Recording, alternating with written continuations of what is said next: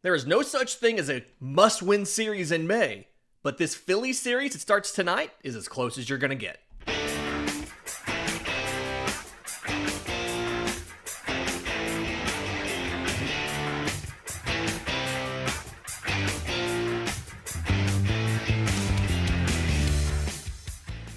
Yes, welcome on in to Braves Today for Tuesday, May 27th. Your source of news, notes, and updates on your Atlanta Braves. I'm your host, Lindsey Crosby. You can follow me on social media at Crosby Baseball.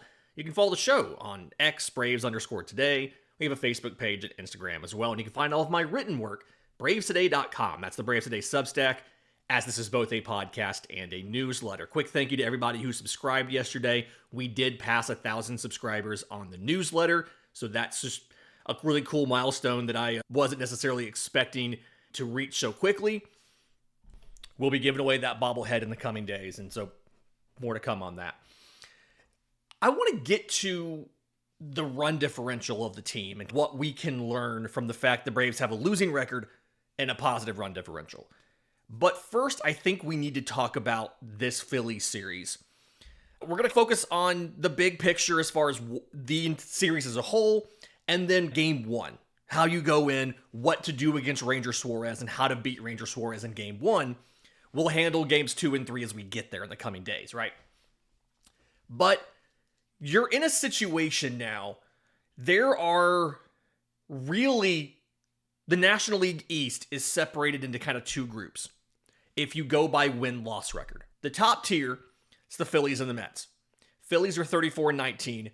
Braves are 33 and Mets are 33 and 21. Below that,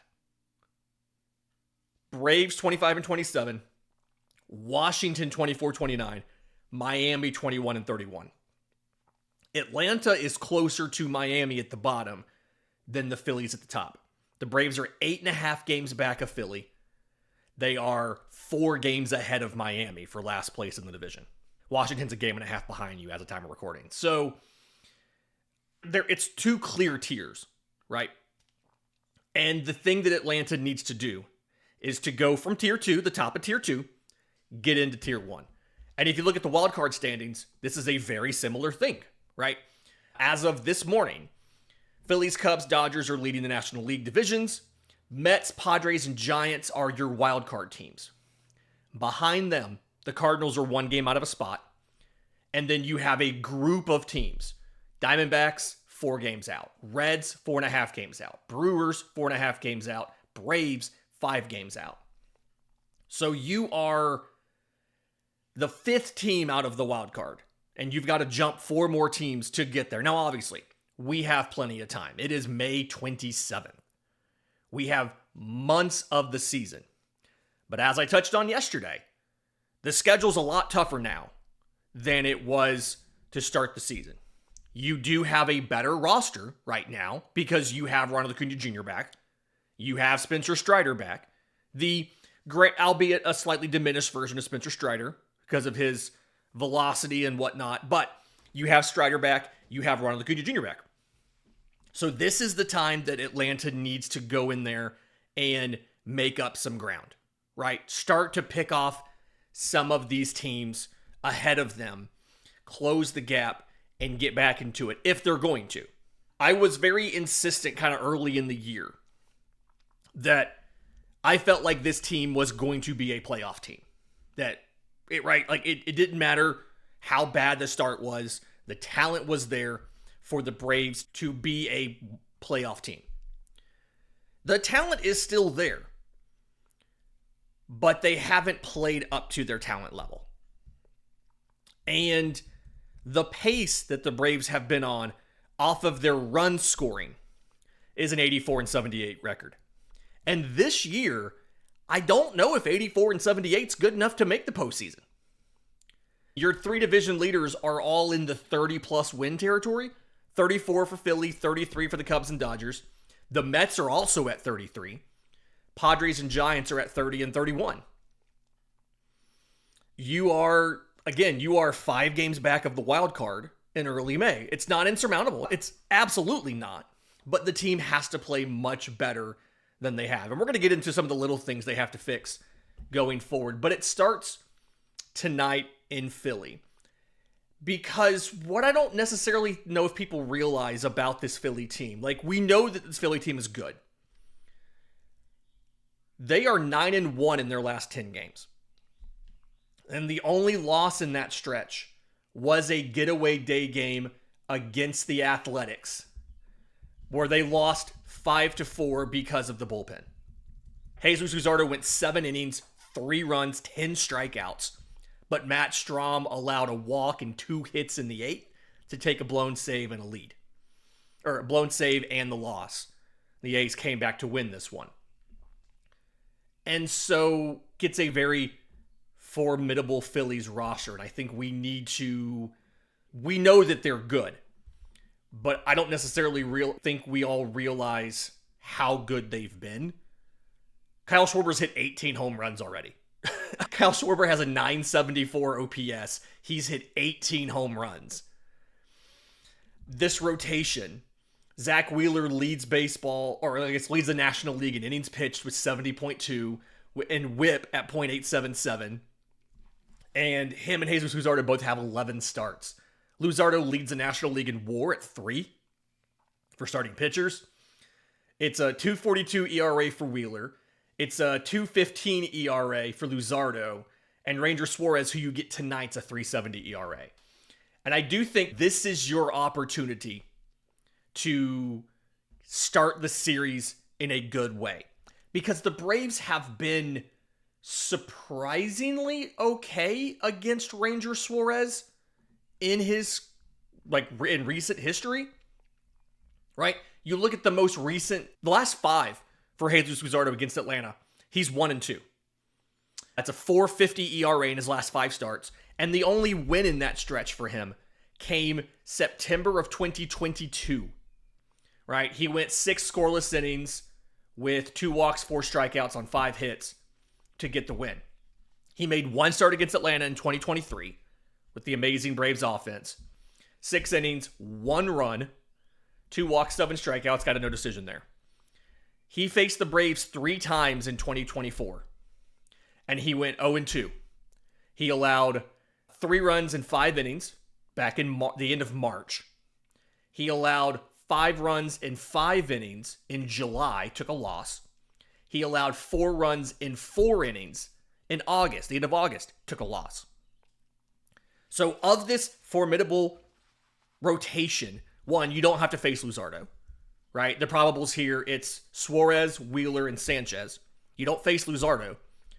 But also, the guy you start the series with, you've been okay against.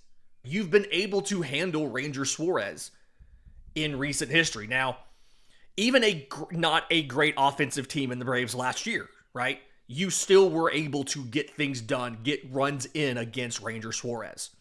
This Phillies defense is a little bit suspect. The new approach of the Braves of putting balls into play, I think can still be positive against Ranger Suarez. I think it helps a little bit. We'll see what it does against Zach Wheeler down the road, but it helps against Ranger Suarez today. What Suarez has been doing this year, he's throwing 6 different pitches. The fastball velocity is not very good. 91.9 miles an hour. It's still effective for him. He's locating a lot. He's not elevating the ball way up in the zone, right? He's not using the 4-seamer like a conventional 4-seamer.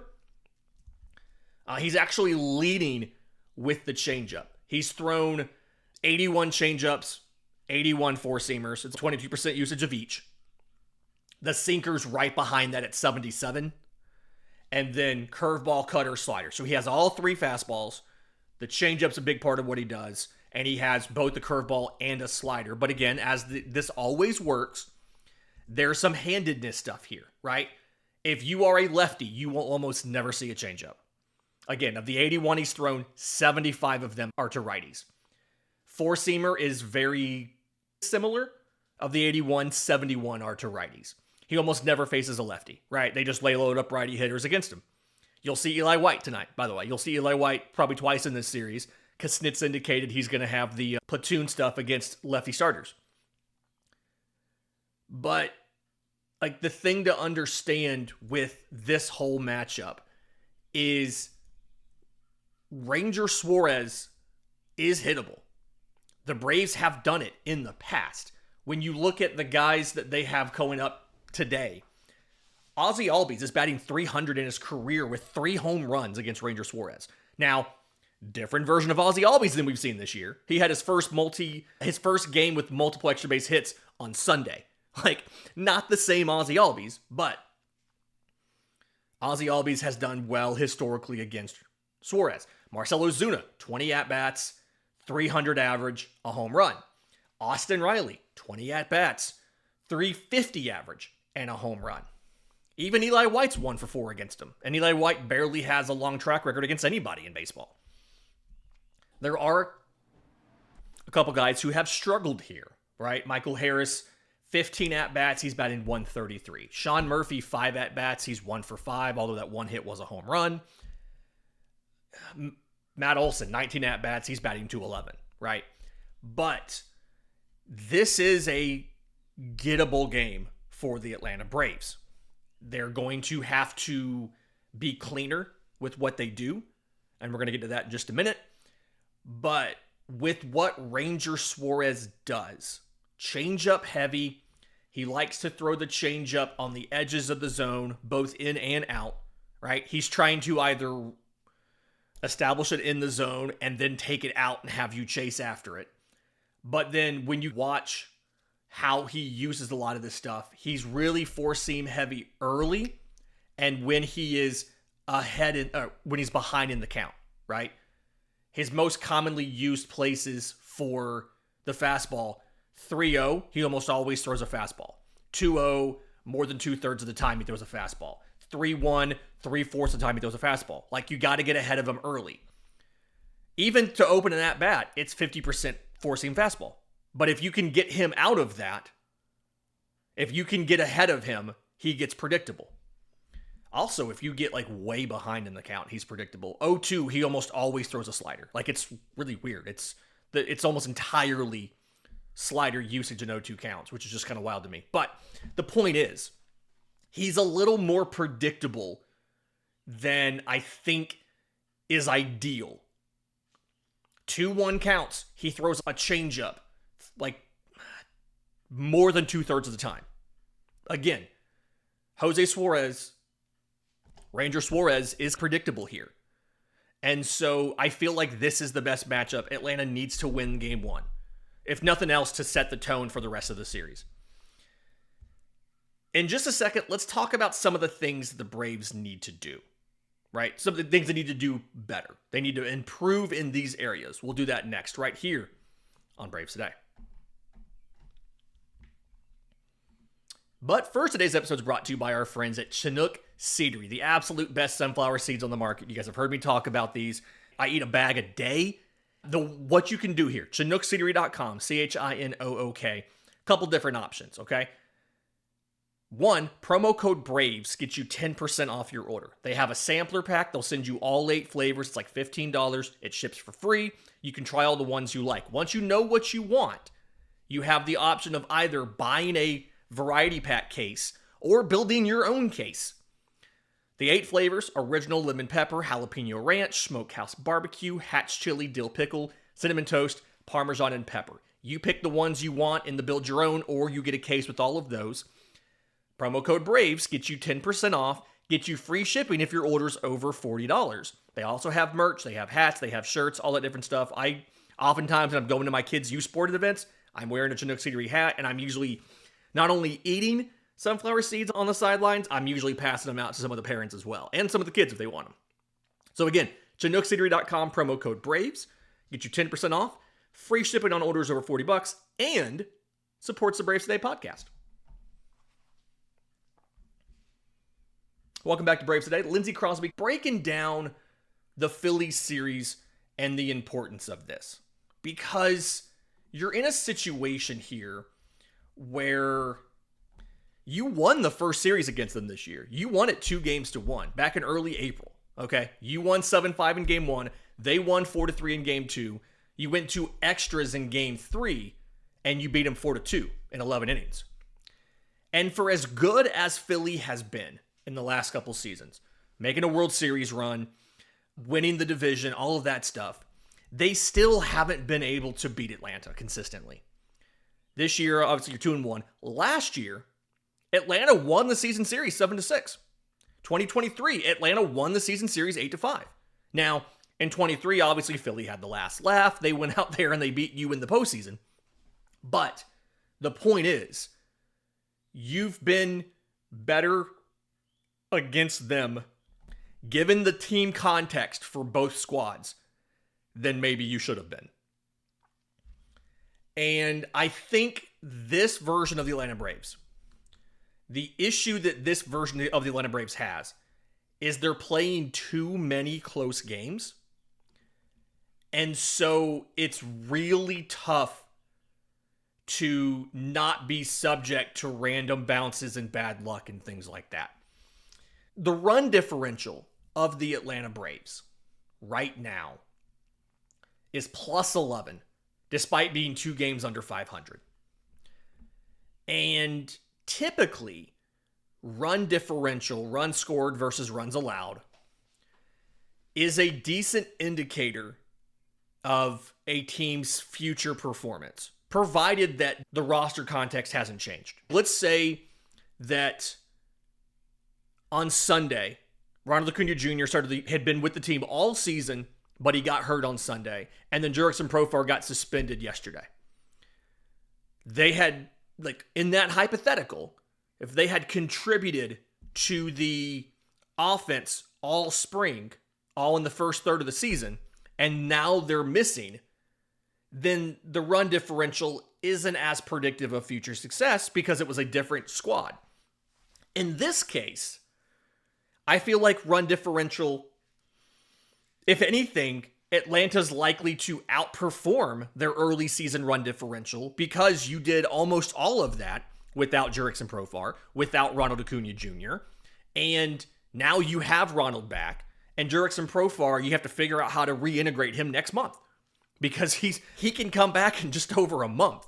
It's really weird to think about the fact that you have to now figure out what to do with Jurickson Profar. You'll have another outfielder to move into the mix. And then how you handle that situation because he's not postseason eligible. That's another thing you have to figure out. That just feels a little weird to figure out how much to use him in the regular season to push for the playoffs. And then if or when you make the playoffs, do you then adjust and minimize his playing time so that you can get other guys comfortable and ready for the postseason? That's a whole conversation we'll have to have a little bit closer. Hopefully they'll give us some sort of indication of what they want to do there. But I feel like, okay, so the Pythagorean theory of baseball, which I know we all got rid of the Pythagorean theorem in high school, but just stick with me for a second. Bill James, the sabermetrics guru from back in the day, created this concept. And the idea is a team's runs allowed against their runs scored is a pretty predictive indicator of future performance. Okay? And so when you see that Atlanta has a losing record, but a positive run differential, that is obviously an indicator that they have underperformed based on their run scoring and their runs allowed. If under that Pythagorean win-loss, which multiple different people have studied, have looked into, and it is legitimately a predictor. Like, it is reliable. This is not just making stuff up here. Atlanta's record should be 27-25. So they've underperformed their Pythagorean by 2 games, right? They're 25-27 instead. So two wins became losses somehow. And if you think about how that somehow could be in place, there have been so many close games recently that have been turned by something small. And maybe that thing wasn't the one thing that lost you that game. Maybe it was. But a lot of these games have had outsized results, or individual moments have had significant results, like significant impacts on the outcome. There you go. Couldn't get my words here. So think about the fact that the Braves have played 22 one-run games. When I checked yesterday, that was tied with the Pirates for the most one-run games in baseball. And the Braves are just 9-13 in those games. The way that this works, you should theoretically, before any sort of individual hero ball performances or individual screw-ups impact this, you should be, like, it makes sense the Braves would be around 500 in those because the Braves are around 500 with their record. But instead, they're 4 games below 500 in one-run games. Because all of the little things. A defensive error from Austin Riley prolonging an inning for Gavin Sheets to hit a home run. Eli White having a base running error in the 9th. A bad send at third base by Tuiasosopo to send Verdugo against Boston, or to send Riley, and guys getting thrown out at home. Like, individual missteps have a significantly larger impact when you're playing a one-run game than if you're playing a 4-run game. It just does. And or even just a bad pitch, right? Raisel Iglesias hangs a slider and it gets banged. If it's a 3-run game and he gives up a solo shot, it's not a big deal. When it's a 1-run game, that blows the save right there. So what the Atlanta Braves need to do, and my hope is that Ronald Acuna Jr. being back can help with this, is this all kind of comes down to Atlanta's offense. The Braves' offense has to be more consistent at getting on base, advancing the runners, and getting them in. We've seen this offense be streaky. We've seen guys underperform. We've seen guys get hot. We've seen guys cool off. This is a really frustrating and streaky offense. And for an example of this, if you look at the last 15 days, Ozzie Albies is batting .333. If you expand that out from the last 15 days to the last 30 days, Ozzie Albies drops to .238. It's just, he had 2 weeks where he was terrible. It was like 0 for 38. And now he has a streak of 11 straight games with a base hit. And he had his first multi extra base hit game on Sunday. That's not easy to say. Multi extra base hit. You look at, that's been the story of this team. And with Ronald Acuna Jr. at full strength in 2023, almost everybody was hot almost the entire year. That was the story of the 2023 Atlanta Braves, is everybody had career years, and we thought it was more sustainable than maybe it actually was. Joke's on us. But the thought process here is you need to get more guys hot at the same time.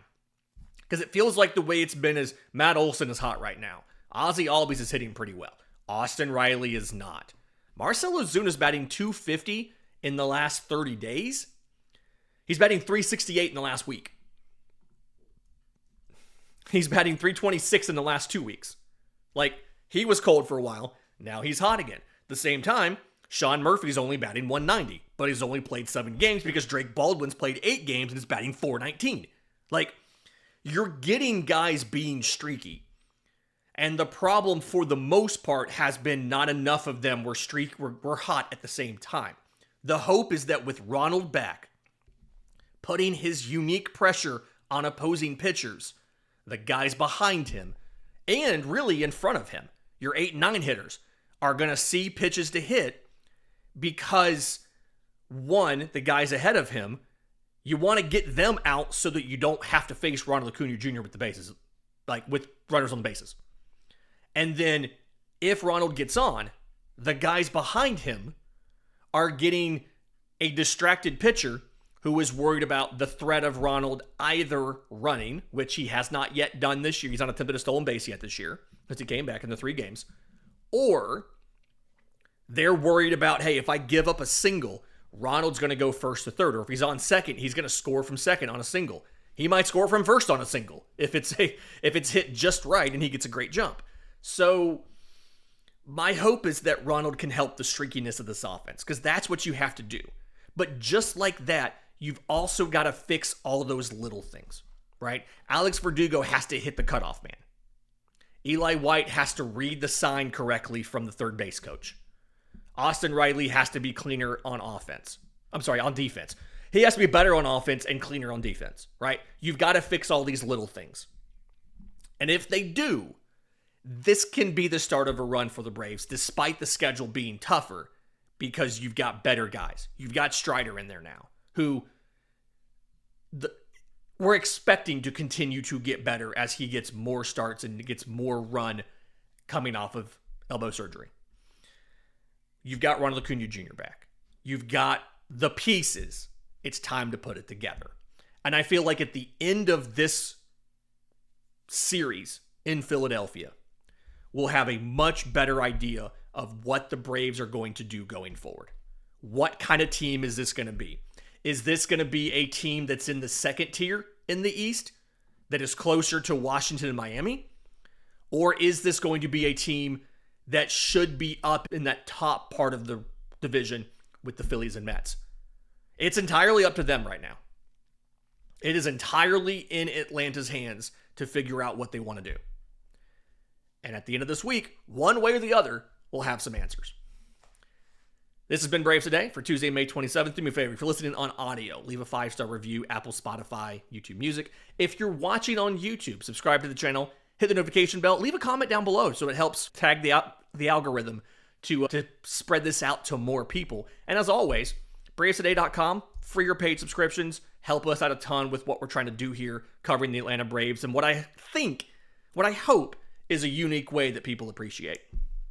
Until next time, this has been Braves Today.